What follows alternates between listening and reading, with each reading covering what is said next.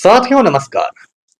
पटना बिहार से मैं Amitabh Kumar Das, IPS 94 batch, और आप देख रहे हैं मेरा अपना यूट्यूब चैनल दास बोले बिंदास।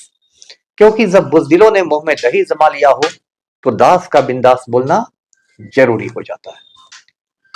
साथियों, गोवा से एक बहुत दुखद खबर आ रही है। गोवा में एक नाइट क्लब में आग लग गई है और उसमें 25 लोग मारे गए हैं। इस वीडियो को आखिर तक दिल थाम कर देखिए। साथियों, सबसे पहले आपको गोवा के बारे में बताता हूं।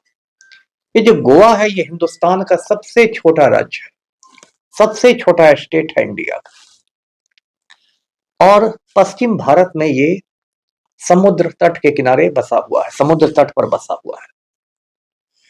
और एक दिलचस्प बात है जो बहुत लोग नहीं जानते कि पूरा हिंदुस्तान अंग्रेजों के अधीन हुआ करता था, लेकिन ये जो गोवा है, इस पर पुर्तगाल का कब्जा था। पुर्तगाल भी एक यूरोपीय देश है। इसलिए जब 15 अगस्त 1947 को हिंदुस्तान आजाद हुआ तो उस समय गोवा भारत का हिस्सा नहीं था। गोवा को 1961 में भारत का हिस्सा बनाया गया। 1961 में जब पंडित नेहरू ने गोवा में सैन्य कार्रवाई का आदेश दिया, भारतीय सेना गोवा पहुंची और वहां पुर्तगाली सेना ने सरेंडर कर दिया, आत्मसमर्पण कर लिया, और उसके बाद गोवा को भारत का हिस्सा बना दिया गया। साथियों, ये जो गोवा है, यहाँ कोंकणी भाषा बोली जाती है, जो यहाँ की आप क्षेत्रीय भाषा कह सकते हैं। गोवा के 3 F बहुत मशहूर हैं: फिश, फेनी और फुटबॉल। फिश तो आप समझ गए होंगे, मछली। गोवा के लोग मछली खूब पकड़ते हैं और खाते हैं। फेनी जो है वहाँ की एक लोकल दारू है, वहाँ ये दारू बनाई जाती है फेनी, और गोवा के लोग जमकर फेनी पीते हैं। और तीसरा F है फुटबॉल। गोवा के लोग फुटबॉल के दीवाने होते हैं। तो ये गोवा जो है, ये फिश, फेनी और फुटबॉल की धरती है। गोवा की राजधानी है पणजी। और एक और दिलचस्प बात मैं आपको बताता हूँ, आपने सेंट जेवियर का नाम सुना होगा। जगह जगह सेंट जेवियर स्कूल होते हैं, सेंट जेवियर कॉलेज होते हैं। तो ये जो सेंट जेवियर थे, इनके शव को, इनके बॉडी को गोवा में प्रिजर्व करके रखा हुआ है, संरक्षित करके रखा हुआ है। आप जाकर वहां सेंट जेवियर के बॉडी का दर्शन कर सकते हैं, दीदार कर सकते हैं। गोवा तो है एक बहुत ही खूबसूरत स्टेट है, और दुनिया भर से वहां सैलानी आते हैं। खास के रूस के सैलानियों में गोवा बहुत पॉपुलर है। और गोवा के समुद्र तट पूरी दुनिया में मशहूर हैं।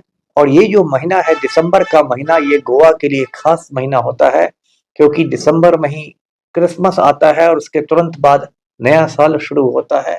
तो इस समय गोवा में पर्यटकों की, सैलानियों की भरमार रहती है। अब इसी गोवा में पिछले 6 दिसंबर को, मतलब आज से 2 दिन पहले, एक बहुत बड़ी दुर्घटना घटी। जो उत्तरी गोवा है, वहां एक, आप कह सकते हैं, छोटा सा गांव है, उसका नाम है अरपोड़ा। इसी अरपोड़ा में एक नाइट क्लब था जिसका नाम था बर्च बाई रोमियो लेन।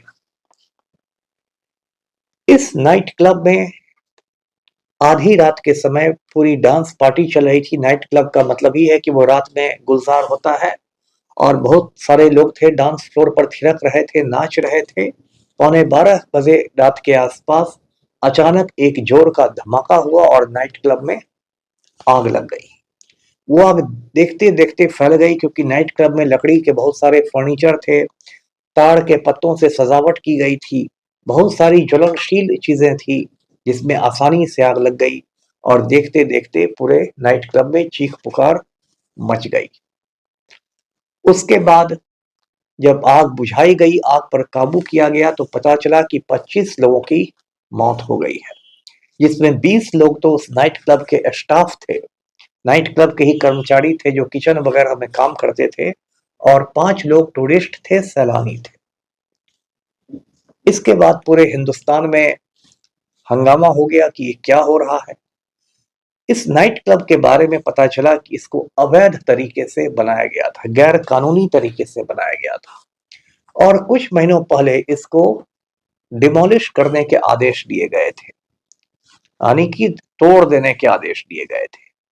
लेकिन फिर नाइट क्लब के मालिकों ने ऊपर में जाकर ऊपर के अधिकारियों से उस पर स्टे ले लिया था, स्थगन ले लिया था।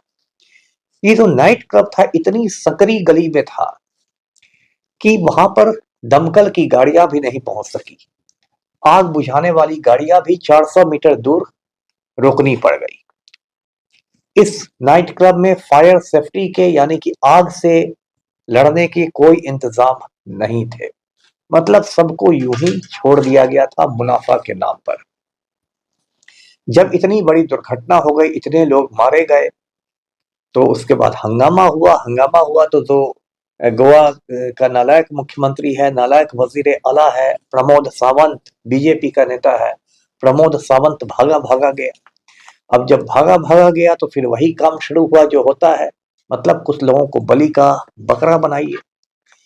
उसके बाद क्या हुआ कि जो मैनेजर था इस नाइट क्लब का, जो चीजें वहां मैनेज करता था, प्रबंधन करता था, उसका नाम था भरत। भरत को गिरफ्तार किया गया और भी कुछ लोगों को गिरफ्तार किया गया। ये जो नाइट क्लब था इसके दो मालिक दोनों भाई हैं, लूथड़ा बंधु। एक का नाम है सौरभ लूथड़ा, एक का नाम है गौरव लूथड़ा। ये दोनों लूथड़ा बंधु फरार हो गए, अंडरग्राउंड हो गए, और अभी पुलिस इनकी तलाश कर रही है। इसके अलावा जो जिस गांव में नाइट क्लब था उसके सरपंच को हिरासत में लिया गया। पंचायत विभाग के कुछ अधिकारियों को सस्पेंड कर दिया गया, निलंबित कर दिया गया। और ये सब सारा अभी मतलब ऑपरेशन लिपापोती सरकार चला रही है। अब इतनी बड़ी दुर्घटना जो हुई, ये क्यों हुई? साफ है कि इसमें नाइट क्लब वालों की बद इंतजामी थी। मुनाफा के चक्कर में ना उन्होंने आगे देखा ना पीछे देखा, ना इस पर ख्याल किया कि कहां से भागना है, उसका कोई रास्ता है। 25 लोग जो मारे गए उसमें सिर्फ 3 लोग जल के मरे, बाकी सारे लोग धुआं में दम घुटने से मरे हैं। जो नीचे का एरिया था जिसको तहखाना जैसा, जिसको इंग्लिश में बेसमेंट कहते हैं, जिसमें किचन चलता था, उसमें लोग घिर गए और धुआं में दम घुटने से उनकी मौत हो गई। ऐसे भी हिंदुस्तान में जान बहुत सस्ती है। आए दिन आप देखते हैं भगदड़ मचती है, लोग मरते हैं। कुंभ मेला ही हाल में हुआ था तो उसमें आपको याद होगा मौनी अमावस्या के दिन सैकड़ों लोग मारे गए थे। हालांकि ढोंगी आदित्यनाथ ने झूठ कहा कि सिर्फ 30 लोग मरे हैं, 35 लोग मरे हैं। इसी तरह ये जो भगदड़ की घटनाएं हैं, दुर्घटना है, आम बात है। कुछ साल पहले आपको याद होगा दिल्ली में उपहार कांड हुआ था। उपहार सिनेमा हॉल में आग लग गई थी और उसमें दर्जनों लोग जल के मारे गए थे। लेकिन हर बार जब ये होता है तो उस समय हाहाकार मचता है, उस समय हंगामा रहता है। सरकार कुछ लोगों को बना देती है बलि का बकरा, कुछ निरीह प्राणियों को निलंबित कर दिया जाता है, गिरफ्तार कर दिया जाता है। कुछ दिन बाद मामला शांत हो जाता है, फिर मामला ठंडे बक्से में चला जाता है। अब कोई याद नहीं करता कि कुंभ मेला में जो मौनी अमावस्या के दिन भगदड़ मची थी, जो स्टैम्पीड हुआ था, उसमें कौन दोषी था, कौन गुनहगार था। तो ये एक ढर्रा चलता रहता है। यदि गोवा की बात करें तो हर जगह की तरह पूरे हिंदुस्तान में ही करप्शन है। वही करप्शन गोवा में भी है। गोवा की सरकार भी है जो बीजेपी की पूरे भ्रष्टाचार में डूबी हुई है। आपको याद होगा कि स्मृति ईरानी जो मोदी सरकार में बहुत कद्दावर मिनिस्टर हुआ करती थी, पिछले साल अमेठी से चुनाव हार गई थी। स्मृति ईरानी की बेटी है जोश ईरानी। ये जोश ईरानी गोवा में एक रेस्टोरेंट चलाती है जिसका नाम है Silly Souls bar and restaurant. 1-2 साल पहले इसकी खबरें बहुत सुर्खियों में आई थी। सुर्खियों में इसलिए आई थी क्योंकि स्मृति ईरानी की बेटी जोश ईरानी का जो रेस्टोरेंट था वो सभी नियम कायदों को तोड़ के बनाया गया था। ये एक बहुत अजीब बात है कि ये जो रेस्टोरेंट का लाइसेंस लिया गया था, रेस्टोरेंट बनाने के लिए जो लाइसेंस यानी अनुज्ञप्ति ली गई थी, वो एक ऐसे आदमी के नाम पर ली गई थी जो आदमी इस दुनिया को छोड़ चुका है। यानी एक मुर्दे के नाम पर इस रेस्टोरेंट का, सिली सोल्स का लाइसेंस लिया गया था। उसके बाद इसमें बहुत सारी चीजें बातें आई कि किस तरह दारू परोसी जाती है, किस तरह बीफ परोसा जाता है, जो बीजेपी पूरे देश में गो मांस का विरोध करती है, बीफ का, वो बीफ भी कहते हैं यहाँ परोसा जाता था। लेकिन फिर बयानबाजी हुई, कुछ दिन मामला गड़बड़ रहा, फिर मामला ठंडे बस्ते में चला गया, क्योंकि गोवा में बीजेपी की सरकार है, स्मृति ईरानी भी राम भक्त है, तो पूरे मामले की लीपापोती कर दी गई। साथियों, ये जो नाइट क्लब की दुर्घटना हुई है, इसके पीछे ये बताया जा रहा है कि गैस सिलेंडर फटने से ये दुर्घटना हुई। लेकिन बाद में ये बात सामने में आई कि ये जो दुर्घटना हुई वो पटाखों के फूटने से हुई थी।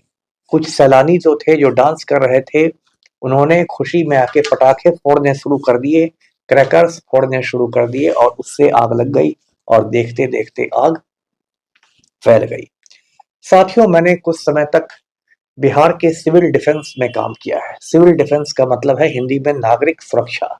वहां हम लोगों को आपदाओं से, यानी डिजास्टर से बचने के तरीके बताते थे। सिविल डिफेंस के वॉलंटियर्स होते हैं, वो लोग बताते थे। उसमें आग से बचने के भी तरीके बताए जाते हैं, और उसमें एक बहुत महत्वपूर्ण वजह है कि गांव में तो आग लगती है जनवरी गर्मी के महीने में, जब सब कुछ सूखा सूखा रहता है, तो चूल्हे की एक अंगार से भी आग लग जाती है। लेकिन शहर में आग लगने की जो सबसे बड़ी वजह होती है वो है शॉर्ट सर्किट, यानी बिजली का जो कनेक्शन होता है वहां शॉर्ट सर्किट होने से चिंगारियां निकलती है और आग लग जाती है। लेकिन ज्यादातर मकानों में फायर सेफ्टी का कोई ख्याल नहीं रखा जाता। ज्यादातर कार्यालयों में कभी मॉक ड्रिल नहीं होता, यानी कभी रिहर्सल नहीं होता कि आग लगने पर कैसे भागा जाए। और इस वजह से जब आग लगती है तो उसमें ज्यादातर लोग जलने से ज्यादा दम घुटने से मरते हैं।